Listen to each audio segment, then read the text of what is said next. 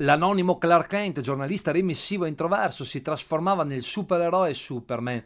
Giuseppe Re Nero è un uomo normale, a volte mi dicono che sembro serio, racconta, ma anche lui vive la sua vita da fumetto. Di sera si scatena con cabaret e musica nei locali di Verona e provincia e nei weekend nelle tv e radio locali, vestendo i panni del suo alter ego più famoso, il popolarissimo El Bifido. Ma lui, dice, a differenza di altri attori non soffre di crisi di identità. È chiaro che la gente che non mi conosce personalmente mi conosce come El Bifido, quindi Bifido c'ha.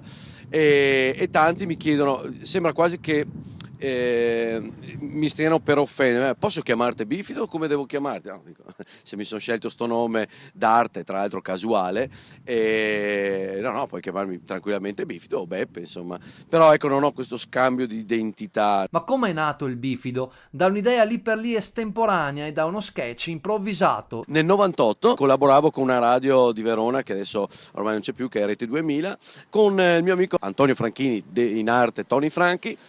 Facevo questi sketch, lui dava delle notizie e io dal lavoro chiamavo e facevamo queste cose in diretta.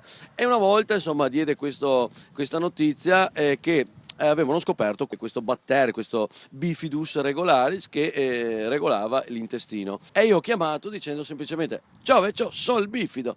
E da lì è nato un po' un personaggio che poi si è sviluppato nel tempo.